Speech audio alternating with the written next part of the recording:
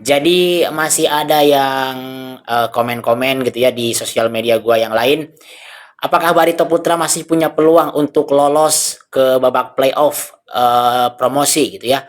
Dan banyak juga yang balas komennya katanya Barito Putra sudah tidak punya peluang atau apalah. Nah, jadi teman-teman, Barito Putra itu masih punya peluang ya. Dan di video sebelum ini juga sudah gua jelaskan, tapi mungkin videonya agak sedikit kepanjangan dan pembahasan soal Baritonya itu sangat sedikit. Nah, di video ini gua bakal jelasin nih, kalau Barito Putra itu masih punya peluang untuk lolos dari eh, grup timur gitu ya, untuk minimal ke playoff promosi untuk mendapatkan tiket menuju Super League musim depan. Nah, tapi ada syarat-syarat tertentu yang memang harus didapatkan oleh Barito Putra dan memang peluangnya cukup kecil bagi Barito Putra untuk mendapatkan kesempatan tersebut. Jadi ada 3 syarat ya Barito Putra untuk bisa mendapatkan peringkat kedua. Syaratnya adalah PSS Sleman harus kalah di pertandingan terakhir nanti, Barito Putranya harus menang, dan Persipuranya harus imbang atau menang gitu ya.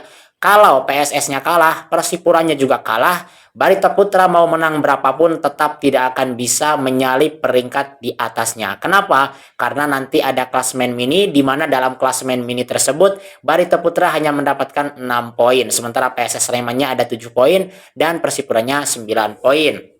Dari mana poin-poin tersebut? Di video sebelumnya sudah gue jelaskan bahwa dalam klasemen mini tersebut mempertemukan 3 tim tersebut ya. Jadi dibuat klasemen hanya ada 3 tim dengan pertemuan 3 putaran. Persipura dapat 9 poin itu dari 2 kemenangan, yaitu menghadapi Barito di putaran pertama dan menghadapi Barito di putaran ketiga. Sementara untuk 3 poin berarti 6 ya. Nah, 3 poin lainnya itu didapatkan dari 3 kali hasil imbang, yaitu Persipura menghadapi Barito dan 2 kali imbang menghadapi PSS. Jadi totalnya 9 poin.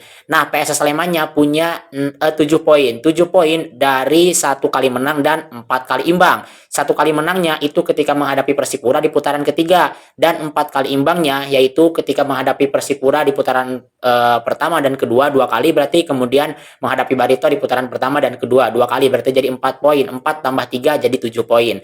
Kemudian Barito Putranya hanya punya 6 poin hasil dari 1 kali menang dan 3 kali hasil imbang. Menangnya yaitu ketika menghadapi PSS Sleman di pertandingan putaran ketiga, dan 3 kali imbangnya 1 kali didapat ketika menghadapi Persipura di putaran kedua, kemudian menghadapi PSS Sleman 2 kali di putaran pertama dan putaran kedua. Jadi itu klasemen mini ya teman-teman. Kalau PSS kalah tapi Persipuranya juga kalah, maka Barito Putra mau menang berapa kosong pun, Barito Putra tetap tidak akan bisa menggeser peringkat Persipura ataupun PSS Sleman.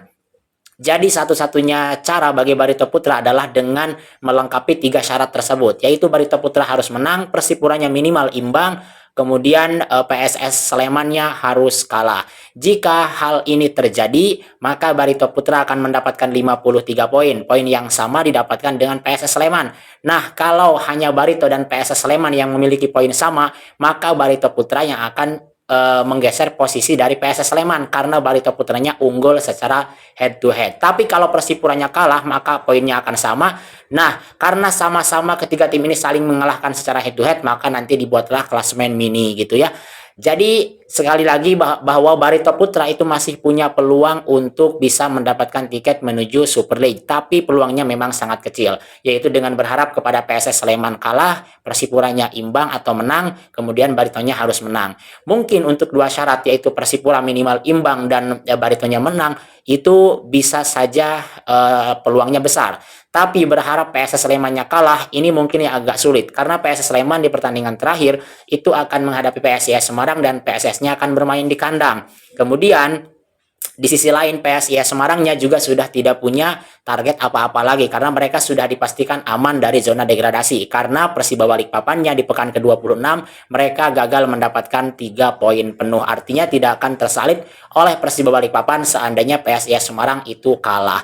Jadi di pertandingan pekan ke-27 nanti ini sangat seru teman-teman ya, karena masih ada beberapa peluang bagi tim-tim yang ingin mendapatkan tiket menuju Super League. Saat ini peringkat pertama PSS Sleman 53 poin, sama dengan Persipura 53 poin, hanya saja PSS Sleman unggul secara head to head. Barito Putra ada di peringkat ketiga dengan 50 poin, jadi ada perbedaan 3 poin.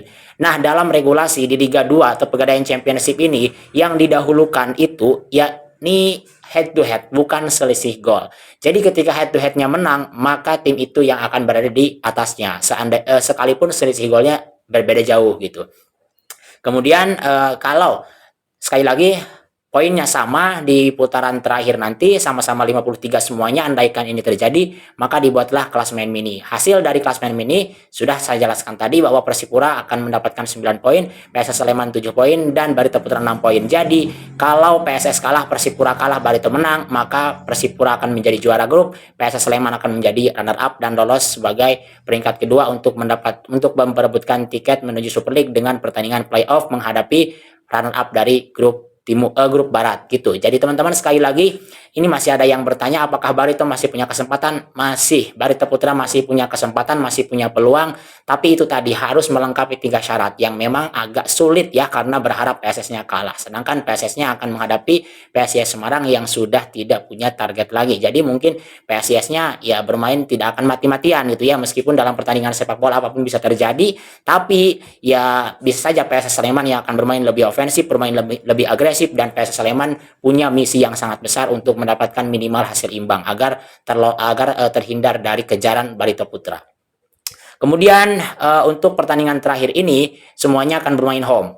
PSS Sleman bermain home, Persipura bermain home, kemudian Barito Putra juga akan bermain home. Barito Putra sangat besar peluangnya untuk menang menghadapi Persipal Palu yang sudah resmi terdegradasi, dan kemarin pun sama Persipura Jayapura mereka dihajar 0-5 gitu ya di Stadion Sriwidari Kota Solo. Kemudian PSIS Semarang kemarin sebelum menghadapi PSS nanti kemarin menang menghadapi Kendal Tornado, dan itu membuat PSIS Semarang sekarang aman dari kejaran zona merah. Jadi mungkin nanti di pertandingan terakhir PSIS Semarang ini ya bisa saja mereka tidak punya permainan, mereka tidak bermain mati-matian, bisa saja karena mereka sudah dipastikan aman gitu. Nah, ini PSS Sleman tentu saja mereka akan bermain mati-matian. Jadi peluang bagi Barito Putra untuk lolos ke Super League itu masih ada, tapi kecil. Kenapa? Ya karena berharap dengan PSS Sleman kalah, sedangkan PSS Slemannya itu adalah tim kuat, dan PSS Slemannya bermain di hadapan pendukungnya sendiri.